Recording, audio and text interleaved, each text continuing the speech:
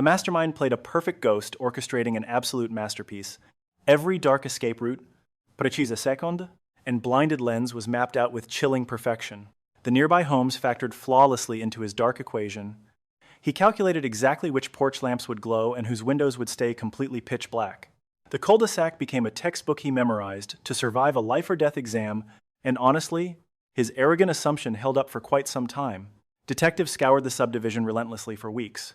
Journalists staked out lawns, while panicked, locals obsessively replayed their porch surveillance clips on an endless loop. Federal agents deployed their absolute top-tier talent to the scene. Yet, not a single soul could identify this elusive monster, at least until this moment. You see, criminals convinced of their untouchable status always make a critical error. A crumb always drops. This unknown assailant dropped far more than a single clue. He carved out an entire roadmap. That glaring roadmap was resting directly under everyone's noses from the start. Hundreds of bystanders walked right past it, completely oblivious to the massive glaring truth. That massive revelation is the entire focus of today's deep dive. I am Men of Crime, and anyone invested in the Nancy Guthrie mystery absolutely must stick around until the final seconds. I promise you, the bombshells I am dropping today are far from a basic timeline review. We are skipping the regurgitated news briefings completely. Instead, I am exposing the precise, camouflaged breadcrumbs that finally cracked this stagnant manhunt wide open and propelled the authorities into massive action. I swear, one particular piece of evidence will completely freeze your blood. Keep your eyes glued here. Because this rabbit hole gets incredibly twisted the further down we plunge. Let us establish the foundational facts immediately, as this victim is vastly more important than clickbait text. 84-year-old Nancy Guthrie resides within the scenic Catalina foothills located out in Tucson, Arizona. Relying on a pacemaker and daily cardiovascular prescriptions to survive, this beloved woman is a deeply cherished mother. She holds the cherished title of grandmother. Yet, during the pre-dawn shadows of February 1st, 2026, a ruthless intruder snatched her directly from her personal sanctuary. She vanished not from a sketchy asphalt garage or a shady midnight intersection, but from her secure residence. That sacred space should represent the ultimate global haven for humanity. Her porch lens recorded her stepping inside the garage at 9:50 the previous evening. Returning from a pleasant supper at her daughter Annie's place, she looked completely normal. Tragically, that recorded moment marks her final independent steps across that familiar threshold. Fast forward into the night, roughly around 1:47, when her porch surveillance system mysteriously went totally offline. By 2:12 a.m., an exterior lens triggered a human motion alert, yielding absolutely zero visual feed, merely a chilling digital ping, confirming a lurking presence. At exactly 2:28 a.m., her crucial cardiac application severed its smartphone connection, vanishing entirely. A total digital blackout.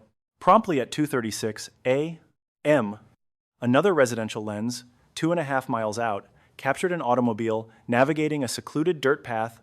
That specific route completely bypasses all prominent traffic lights, proving the driver possessed intimate geographical knowledge. Keep that hidden bypass firmly locked inside your mind for later. Lock onto that pitch-black atmosphere and the terrifying certainty of a motorist navigating blindly without a solitary mistake. As we will revisit that alarming detail shortly, upon our return to that clue, its significance will shatter the benign assumptions you held exactly 5 minutes prior, marking the exact pivot point of this nightmare. Roughly 2 weeks post-abduction, law enforcement blasted a massive digital sweep plea across the local residential surveillance networking application. Authorities urged the Catalina Foothills community to thoroughly review their porch archives, specifically hunting for activities within 2 highly targeted chronological windows. The initial target was January 11th, exactly 3 weeks pre-abduction, specifically demanding tape between 9 p.m. and midnight, followed closely by a secondary focus on January 24th. That pinpoints the exact Saturday preceding her vanishing, while the final sweep targeted January 31st, her last known morning, from 9:30 to 11 a.m. Ponder this critical question heavily. If federal agents suddenly demand tape covering 3 disjointed calendar days without offering a single shred of public justification for their importance, what massive conclusion can you draw? It screams that the authorities are hunting a distinct rhythm rather than an isolated glitch. The predator executed numerous dry runs across different hours, stalking the pavement repeatedly before executing the ultimate strike.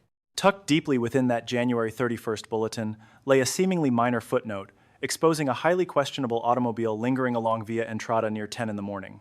Devoid of brand, paint shade, or heading, the bulletin solely branded it as sketchy, a descriptor holding massively profound weight.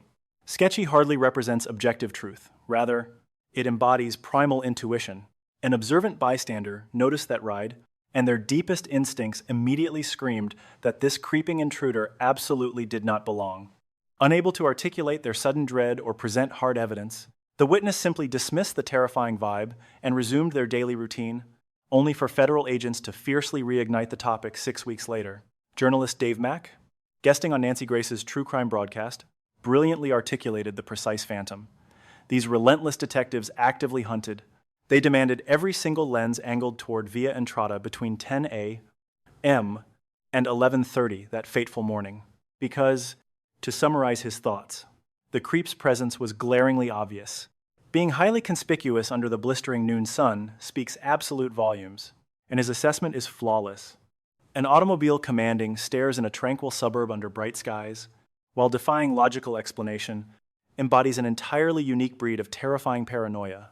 This exact breed of creeping terror directly explains how, 16 hours later, an assailant flawlessly navigated a pitch-black suburban labyrinth at 2 in the morning without making one solitary mistake. Pure intuition never yields geographic mastery. Flawless execution guarantees the predator stalked those pavements previously. Pay incredibly close attention now, as this upcoming revelation forced seasoned detectives to pause completely and pose a brilliant inquiry that previously eluded every single expert on the task force. Following the terrifying abduction dawn, several surrounding homeowners quickly detected a highly unsettling digital anomaly. Their surveillance timelines revealed terrifying blind spots, brief nocturnal intervals ominously labeled as completely inaccessible, leaving behind zero visual evidence and an absolute, chilling digital void. Wi-Fi drops affect absolutely everyone, constantly. You spot the glitch, casually shrug it off, and seamlessly move forward with your day. That remains the standard human reaction for society at large. However, the deeply terrifying twist reveals that this massive blackout extended far beyond a solitary residence. News Nation's lead investigative journalist, Brian Enton, shattered the public silence surrounding this anomaly over 30 agonizing days post-kidnapping. He interviewed a local, prompting numerous surrounding residents to echo an identical, horrifying truth. Simultaneous surveillance blackouts plagued the exact same time frame across multiple properties. Along that very same block, detectives flipping the script in early March dropped the standard interrogation playbook entirely, pivoting to a chillingly precise inquiry instead. Was your web connection completely dead that evening? According to journalist Liz Kreutz from NBC, people living in 3 distinct houses realized cops were clearly putting the puzzle pieces together. A local noted how cops mentioned widespread network drops occurring simultaneously. Detectives expected this completely. Authorities were actively mapping out a calculated timeline. Let the gravity of that sink in. Anybody discovering missing chunks of security video just assumed it was a minor, isolated annoyance. Wi-Fi drops temporarily. Right, nothing worth panicking over. Folks kept quiet and ignored it entirely. Because what is the point? Tech failures are perfectly normal. Zoom out from the individual level. However, and a chilling picture emerges across the entire block, overlapping blackouts affecting numerous properties during the exact same time frame. We are no longer discussing random server issues. This was a calculated attack. It gets significantly darker. 2. Michael Ruse, a journalist for Fox News, released a startling image showing vandalized electrical equipment located right down the street from Nancy Guthrie's residence. Officials from the Pima County Sheriff's Department officially acknowledged their ongoing probe into whether this destroyed cabinet caused those widespread security blackouts. This busted electrical cabinet sat right near the curb, completely battered, inside a community, subjected to intense nationwide news scrutiny for more than 50 straight days. 0 police calls were made about it. 0 red flags were raised by locals or journalists swarming the area. Passing drivers missed it entirely, leaving the discovery to a reporter actively hunting for clues. How did everyone miss it? The object was never concealed from view. People simply ignored its existence, because mundane city hardware blends perfectly into the boring environmental backdrop. Residents probably stared past that mundane gray pillar 100 separate times daily, completely failing to recognize it as a vital piece of evidence. Jennifer Coffindaffer, a former federal agent, openly vocalized the exact theory. detectives were whispering behind closed doors. Was this hardware intentionally sabotaged prior to February, first merely to blind the local surveillance grid before the abduction commenced? Think about the battered electrical unit just yards from the target property. Consider several digital doorbells, mysteriously dying simultaneously. Then factor in a female victim being snatched away at 2 in the morning. Random chance does not operate like this. This is a highly choreographed routine, and routines require a mastermind, yet the darkest revelation is still approaching. Federal agents released video from February 10th, displaying the perpetrator carrying something resembling a radio antenna concealed within his clothing. Joshua Ritter, a legal defense expert, highlighted a critical flaw. Frying wireless signals across a massive residential block demands incredibly heavy-duty, military-tier hardware. A basic consumer-level scrambling gadget deployed at one isolated property simply lacks the juice to cause such extensive network destruction. Where does this lead us? It strongly suggests the attacker utilized a pair of distinct gadgets alongside two entirely different tactical approaches. The first tactic involved physically wrecking the external community grid, while the second focused on directly neutralizing the victim's front door lens. Two distinct mechanisms created a single, horrifying result: an utterly blind neighborhood lacking any digital witnesses. Nobody devises a dual-pronged sabotage technique on a whim. This level of interference demands rigorous premeditation. A person has to map this out weeks in advance, calculating every potential point of failure while constructing backup contingencies for every single error. Panic does not look like this. This displays terrifying tactical foresight. It also provides law enforcement with incredibly telling clues regarding the phantom they are hunting. Listen closely to this upcoming revelation, because it contains a tiny visual clue that permanently alters your perception once you finally notice it. Exactly 9 days following the initial missing persons report on February 10th, federal official Kash Patel unveiled security clips salvaged from the victim's smart doorbell. The actual recording hardware was completely ripped from the home and stolen. The stolen lens remains unfound today. However, federal investigators partnered up with Google engineers to extract ghost files from cloud servers, eventually uncovering the terrifying video clip that instantly went viral online. Giant media networks, Amateursleute, and endless digital forums obsessively dissected the exact same visual elements, everyone hyper-focused on the knapsack, the weapon mount, the hand coverings, the facial disguise, and the intruder's physical gait. Armchair detectives endlessly debated those obvious clues. Yet, across countless news reports and viral video essays, a single fleeting observation kept popping up only to be instantly forgotten. One tiny phrase constantly got brushed aside. The mysterious figure had a tiny illumination tool clamped firmly between their lips. It was not mounted on a shoulder strap or held manually, but gripped tight by their jaw, aiming straight ahead while both free hands dismantled the electronics, clenched firmly in place. It represents the singular method for maintaining visibility when resting the torch is impossible. That exact observation actually made it into the official Associated Press dispatch. Hundreds of publications printed that specific detail. Yet almost every journalist simply acknowledged it before pivoting aggressively back to discussing the suspect's luggage. Consider David Lyons, a former murder investigator and commanding officer stationed in Lexington, Kentucky. He became one of the earliest experts to highlight that obscure detail and translate its true significance. Listen incredibly closely to his profound professional assessment. Your average citizen does not naturally clamp a heavy metal tube between their teeth, but blue-collar laborers absolutely do. Electrical workers or pipe fitters do this constantly. And though the detective deemed it a minor quirk initially, he warned it could crack the case wide open later. He was dead on. Let me explain the logic. Gripping a heavy torch with your jaw is not some cool trick learned from online videos. You will never find this technique taught inside any formal academy or educational workshop. It requires decades of squeezing into claustrophobic environments, wrestling wires behind drywall, crawling beneath wooden support beams, or rewiring complicated fuse boxes while requiring absolute manual dexterity. When your fingers are occupied and balancing a lamp is physically impossible, the tool instinctively goes straight into your mouth over and over until the action becomes completely subconscious. It transforms into pure reflex. Journeyman electricians do it constantly, just like residential plumbers and seasoned air conditioning repairmen. Master woodworkers rely on it frequently. 2.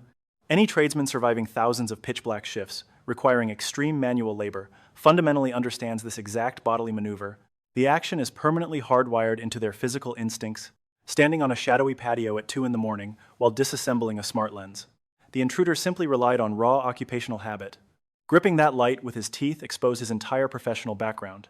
Decades of highly specialized blue-collar labor manifested during one fleeting second of security footage, hiding perfectly within a singular news, quote, across 100 different publications for 6 straight weeks before gaining traction. Suddenly, another strange law enforcement maneuver snaps clearly into focus. During multiple follow-up visits to the Catalina Foothills community, detectives began hounding locals for an incredibly targeted piece of information. They demanded the exact identities of laborers renovating a property down the street.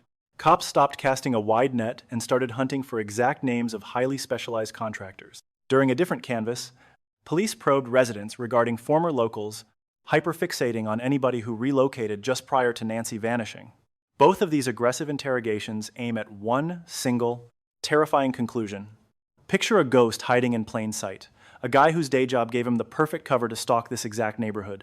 Think about someone with a rock-solid excuse to cruise those streets and memorize the local grid. Long before that tragic morning of February 1st, having an official work badge offered the ultimate camouflage. Imagine a builder framing a house just down the street, taking Via Entrada at dawn without fail. He memorizes those pitch-black intersections where street signs are completely useless. It becomes pure muscle memory rather than conscious thought. Navigating that pitch-black route for months completely hardwires the path into his brain before sunrise even hits. Any blue-collar guy carrying out real work in that subdivision holds an incredible advantage over a random intruder. He possesses a built-in alibi that absolutely no one would ever second-guess. Seeing a utility van idling on Via Entrada for 3 solid hours barely registers if a guy in a hard hat is nearby. That sight blends right into the suburban background. Neighbors walk right past without jotting down tag numbers or ringing up the cops. It completely fails to trigger anyone's internal alarm bells. A worker servicing those exact telecom grids daily naturally memorizes every single electrical box location. He certainly wouldn't have to wander around looking for access points in the dark. Cruising past those spots 100 times makes it second nature. However, the final piece of this puzzle absolutely floored me when I initially dug into the facts. Fast forward to day 50, hitting March 22nd, 2026. With zero trace of Nancy, we had absolutely no cuffs, 0 named targets, and just a blurry phantom caught on that ring cam. That internet sleuth known as Dad's Gone Live was camping out near the victim's house, essentially watching and filming.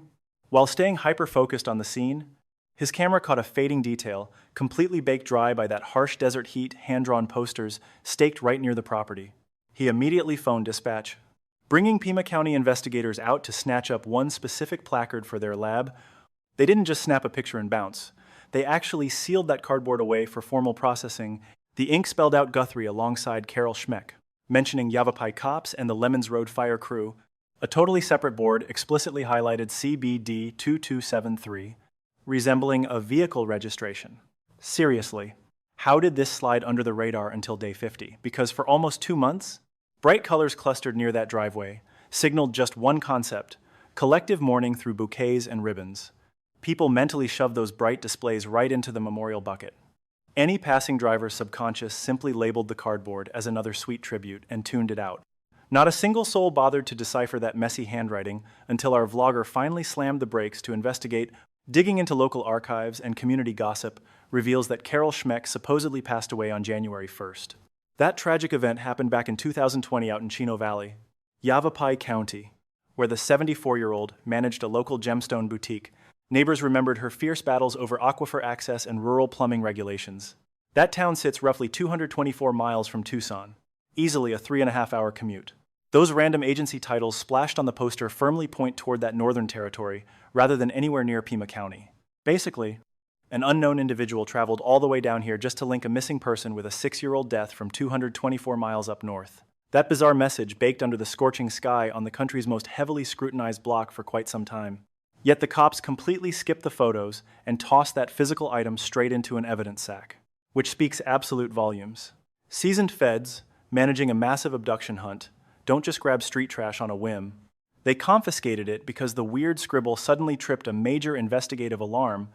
That specific tag, CBD2273, offered an incredibly hot lead they could instantly chase.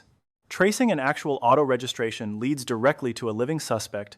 Detectives could easily pull that file, track down the crazy messenger, and grill them regarding the chaotic events of February 1st.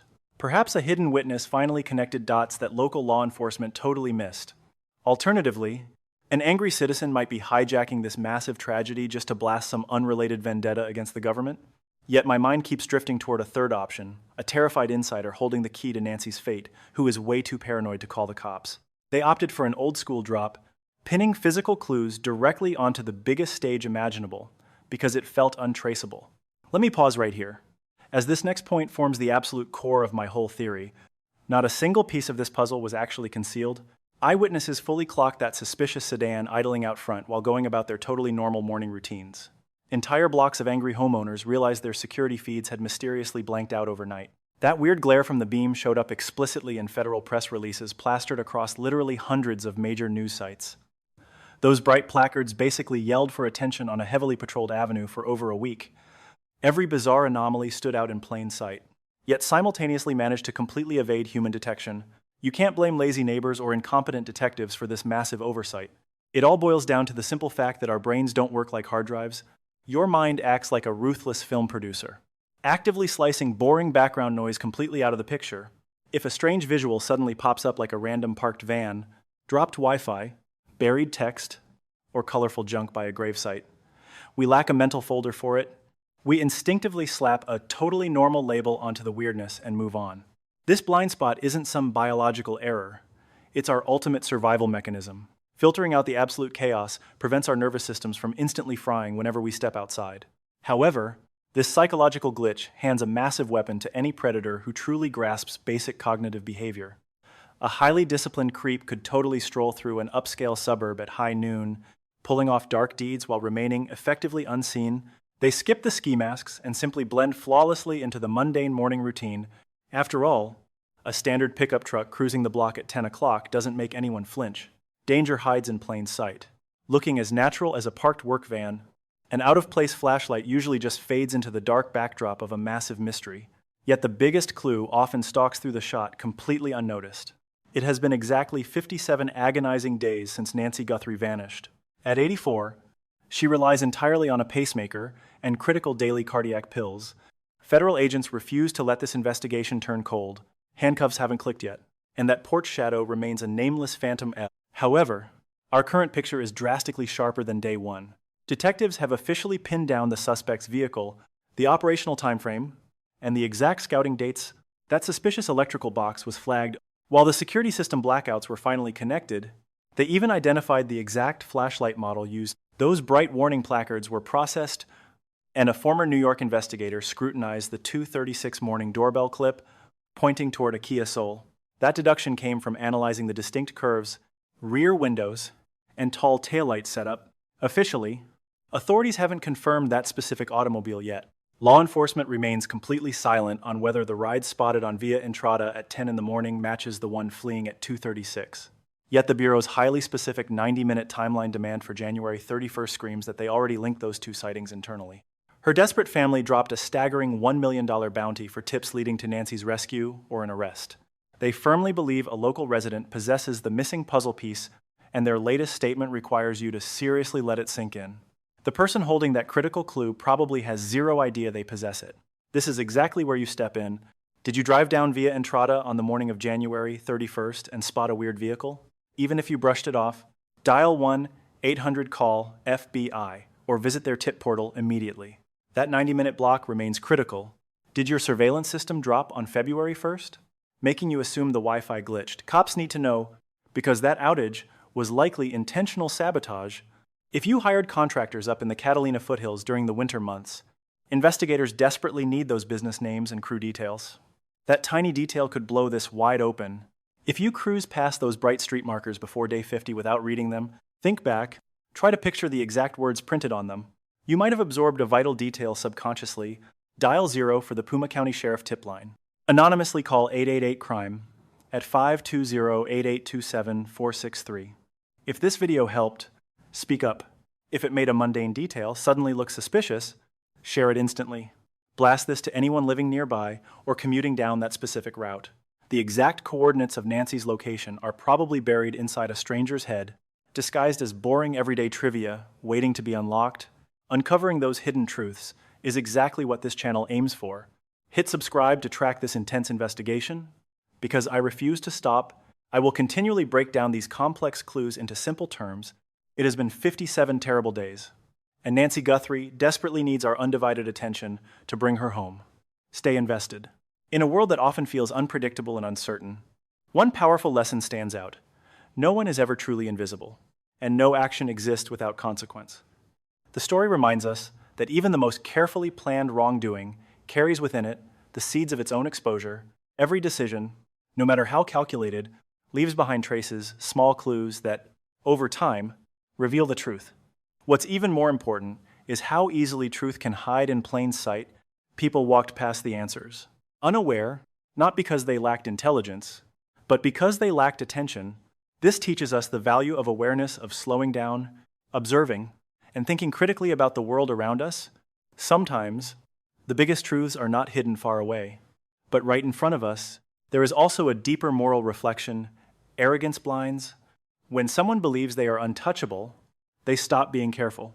That overconfidence becomes their downfall. Humility, on the other hand, keeps us grounded and mindful. Ultimately, this story is not just about crime, it is about human nature. It reminds us to stay alert, remain humble, and trust that truth, no matter how deeply buried, always finds its way to the surface.